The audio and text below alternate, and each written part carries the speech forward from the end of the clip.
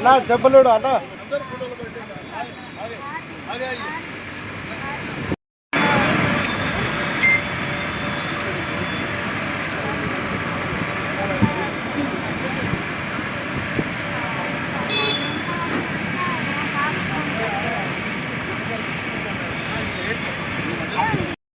కోదండరామ్ గారి నాయకత్వం, కోదండరామ్ గారి నాయకత్వం, తెలంగాణ సాధకుడు కోదండరామ్ గారి నాయకత్వం.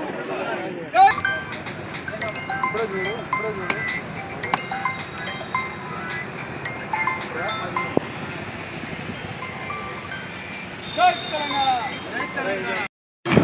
నగర కమిటీ ఆధ్వర్యంలో అలాగే జిల్లా కమిటీ ఆధ్వర్యంలో ఇక్కడ దిమ్మని ఏర్పాటు చేసి జెండా ఆవిష్కరణ చేయడం జరిగింది. పాషా గారి ఆధ్వర్యంలో 2018 ఏప్రిల్ 29 నాడు తెలంగాణ జనసంఘ పార్టీ ఏర్పడింది. ఏర్పడిన నాటి నుండి కోదండరామ్ సార్ గారి నాయకత్వంలో అనేక పోరాటాలు చేసి ప్రజా ఉద్యమాలు కేసీఆర్ ప్రభుత్వాన్ని గద్దెదించడంలో ముఖ్య పాత్ర, ప్రతిపక్ష పాత్ర పోషించినటువంటి పార్టీ తెలంగాణ జనసమితి పార్టీ.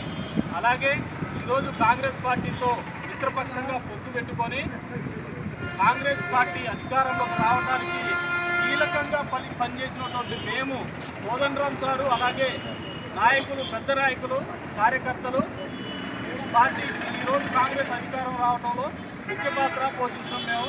అలాగే కాంగ్రెస్ పార్టీ కూడా త్వరలో కోదండరామ్ సార్ని మంత్రి పదవితో సత్కరించబోతుంది. అందుకని ఈరోజు ఇక్కడ పార్టీ ఆవిర్భావ దినోత్సవాన్ని జరుపుకుంటున్నాం. పూర్తయింది.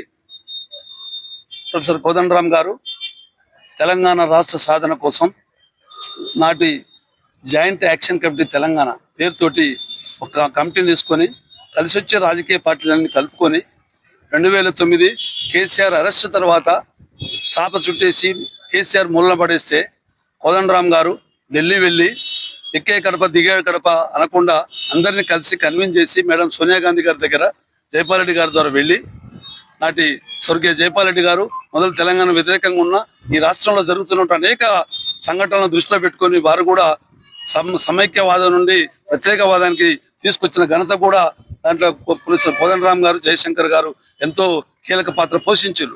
జైపాల్ రెడ్డి గారు కూడా తెర వెనుకుండి పార్లమెంట్లో అన్నాడు బలంగా ఉన్న రాజకీయ పార్టీలను కూడా కన్విన్స్ చేసి మరి తెలంగాణ బిల్లు పెట్టిన రోజు వారు అమోఘమైన పాత్ర పోషించి మేడం సోనియా గాంధీ మనసు కరిగి తెలంగాణ తల్లి సోనియా గాంధీని ఒప్పించి తెలంగాణ పార్లమెంట్లో బిల్లు పెట్టడం జరిగింది. ఆనాడు 2014 ఫిబ్రవరి 2వ తేదీనే ఈ తెలంగాణ బిల్లు పార్లమెంటు ఆమోదం పొందింది. కాబట్టి ఇవాళ రాష్ట్రంలో ప్రధానంగా ఈ 10 సంవత్సరాల బీఆర్ఎస్ ప్రభుత్వం ప్రజా వ్యతిరేక నిర్ణయాలు, నియంత పాలనను ఎండగట్టాలనే ఉద్దేశంతో ఈ పార్టీ ఏర్పడి కేసీఆర్ అప్రజాస్వామిక చర్యలన్నింటినీ కూడా ఖండిస్తూ ప్రజల ఆనాడు కాంగ్రెస్ కానీ లేకపోతే ఇంకా కమ్యూనిస్టులు కానీ నోరు మూసుకొని ఇళ్లలో పడుకుంటే ఇందిరా పార్కు రద్దు చేశారు. ధర్నా చౌక్ అని ఇందిరా పార్కు రద్దు చేస్తే హైకోర్టుకు మా పార్టీ ప్రధాన ఉపాధ్యక్షులు ప్రొఫెసర్ పిఎల్ విశ్వేశ్వరరావు గారి సారథ్యంలో మరి హైకోర్టుకు వెళ్ళి స్టే కూడా తేవడం జరిగింది.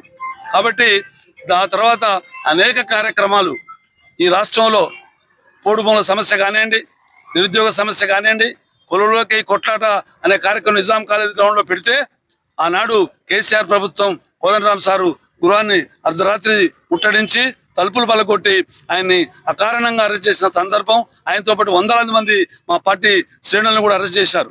అంటే ప్రజాస్వామిక హక్కుల కోసం పోరాడే ఏ శక్తినైనా ఏదో ఒక ముద్ర వేసి వాళ్ళు పక్కకు పడేసేటువంటి కార్యక్రమం దాన్ని కేసీఆర్ గారు స్వీకరించారు. కాబట్టి ఈ నియంత పాలనను తుదముట్టించాలనే సంకల్పంతో ప్రొఫెసర్ కోదండరామ్ గారి సారథ్యంలో కలిసి వచ్చే శక్తులతోటి సామాజిక తెలంగాణ సాధనే ధ్యేయంగా మా పార్టీ గత 7 సంవత్సరాలుగా పనిచేస్తూ ఉంది. ఇవాళ రాష్ట్ర పరిస్థితి మిగులు బడ్జెట్ గా ఉన్న రాష్ట్రాన్ని కేసీఆర్ ప్రభుత్వం అప్పుల రాష్ట్రంగా అప్పుల కుప్పలు చేసి దివాలా తీయించిన పరిస్థితుల్లో కాంగ్రెస్ పార్టీ ఇలా అధికారం చేపట్టింది. ఈ అధికారం చేపట్టిన కాడి నుంచి వారు చేసిన తప్పుడు అప్పులకు, ఆర్థిక అరాచకానికి పాల్పడ్డ పాలకుల చేసిన అప్పులకు ఇలా కాంగ్రెస్ ప్రభుత్వం వడ్డీలు చెల్లిస్తుంది. ఒక్కొక్కడు ఏమంటుంటే గ్రామాలలో కాంగ్రెస్ పార్టీ ఏం చేస్తుంది, మాకేం ఇవ్వలేదు, మాకేం లేదు అంటున్నారు. సంవత్సరానికి 39,000 కోట్ల రూపాయలు వడ్డీ కట్టబడు ఆయన తెచ్చిన అప్పుకు వడ్డీలు కడతాండ్రు. అనేక సంక్షేమకాలు, ఫ్రీ బస్సు, అది మామూలుది కాదు, గ్యాసు. అదేవిధంగా గ్రామాల్లో ఇవాళ సన్నబియ్యం ఇలా అందరికీ పేదవాళ్ళందరూ సన్నబియ్యం ఇస్తాండ్రు. రేపు ప్రతి పేదవాడికి కూడా సంవత్సరానికి 12,000 రూపాయలు ఉచితంగా ఇచ్చే కార్యక్రమం కూడా పెడతారు. ఉచిత కరెంట్ ఇస్తారు చాలా మందికి. మరి ఇంతకంటే సంక్షేమ రాజ్యాంగంలో, సంక్షేమ పాలనలో, ఇందిరమ్మ రాజ్యంలో ఇంతకంటే ఎక్కువ ఏం రావు. మీరు చేసిన అప్పులు చెప్పకుండా ఇది చేయలేదంటే అప్పులు 2 లక్షల రూపాయల రైతుల అప్పులు అనేకం ఇప్పటికి రద్దు అయినాయి. ఇంకా 10-15% అయితే పూర్తి కూడా అవుతుంది. ఎన్నికల చేసినటువంటి వాగ్దానాల్లో రేవంత్ రెడ్డి గారు కొత్త నిశ్చయంతో అనేక ప్రయాసాలు కోర్చి ఈ రాష్ట్రాన్ని ముందుకు తీసుకుపోతున్న ప్రగతి పదంలో నడిపిస్తుండు. సంక్షేమాన్ని, ప్రగతిని కాంగ్రెస్ పార్టీ ఏకకాలంలో ముందుకు తీసుకుపోతుంది. మా పార్టీ వారికి సంపూర్ణ మద్దతు ప్రకటించింది. ఆ మేరకు ఇలా రాష్ట్రంలో విద్యారంగం, తెలంగాణ రాష్ట్ర సమితి గవర్నమెంట్ లో అనేక కష్టాలు పడి ఆ యొక్క వ్యవస్థకి నీరు గార్చారు, విద్యా వ్యవస్థని. కాబట్టి ప్రొఫెసర్ కోదండరామ్ గారు లాంటి అనుభవజ్ఞులైన ప్రొఫెసర్లని ఈ విద్యా వ్యవస్థ పటిష్టత కోసం ఆయన మంత్రిగా చేస్తే నిజంగా ఇలా రాష్ట్రంలో అంతకంటే ఆంధ్ర ప్రాంతంలో కంటే మన ప్రాంతంలో విద్యాభివృద్ధికి ఎక్కువ అవకాశాలు ఉన్నాయి. ప్రధానంగా ఖమ్మంలో తెలంగాణ జనసమితి పార్టీ 7 వసంతాలు పూర్తి చేసుకొని 8వ వసంతంలోకి అడుగుపెట్టిన సందర్భంగా ఖమ్మం నగరంలోని ఖానాపురం హవేలీ దగ్గర జెండా ఆవిష్కరణ చేయడం జరిగింది. ప్రొఫెసర్ కోదండరామ్ గారి నాయకత్వంలో తెలంగాణ మరింత ముందుకు సాగి ఆ పార్టీ రాష్ట్రం అంతా వ్యాపించి మేము కూడా కొన్ని స్థానాలకి పోటీ చేయాలని తలంపుగా ఈరోజు జెండా ఆవిష్కరణ చేయడం జరిగింది. ఖమ్మం నగర జనసమితి అధ్యక్షుడిని. ఈరోజు తెలంగాణ జనసమితి ఆవిర్భావ దినోత్సవం సందర్భంగా ప్రజలకు, కార్యకర్తలకు, నాయకులు అందరికీ ఈ యొక్క పార్టీ ఆవిర్భావ దినోత్సవ శుభాకాంక్షలు. కోదండరామ్ గారి ఆకాంక్షల మేరకు అందరం తెలంగాణ సర్వతోముఖాభివృద్ధి చెందుటకు ఆయన గారి నాయకత్వంలో ఏకోన్ముఖంగా ముందుకెళ్తామని కోరుకుంటున్నాను. కార్యకర్తలందరికీ, అధ్యక్షుడు గారికి నా కృతజ్ఞతలు తెలుపుతున్నాను. ఖమ్మం జిల్లాలో చాలా ఆకుపోయిన భూములని జర్నలిస్టులకి ఇంతవరకు భూములు ఇళ్ల పట్టాలి వాళ్ళ కోసం మా పార్టీ ఎప్పటికీ పోరాడుతుందని కోరుతున్నాం. జై తెలంగాణ, జై తెలంగాణ. జరిగినది అందరికీ నా శుభాకాంక్షలు అండి. కోదండరామ్ సార్ పార్టీలో అన్ని రకాలుగా చేస్తున్నారని చెప్పేసి అంటున్నాం. కానీ ఇంకొకటి ఏంటంటే నిరుద్యోగ సమస్య ఒకటి ఉంది. ఇంకా ఉమెన్స్ మీద చాలా వరకు అరాచకాలు జరుగుతున్నాయి.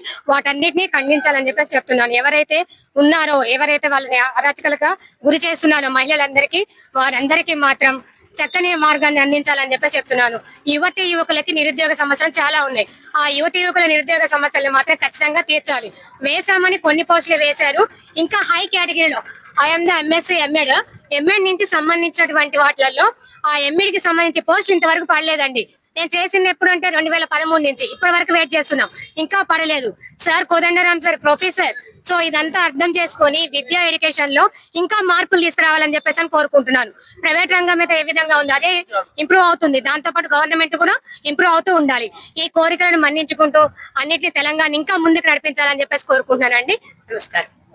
ఈ రోజు తెలంగాణ జనసమితి ఏప్రిల్ 29వ తారీఖున జెండా ఆవిష్కరణ జరగడం జరిగింది. దానికి వచ్చిన అందరు కార్యకర్తలకి మా ధన్యవాదాలు.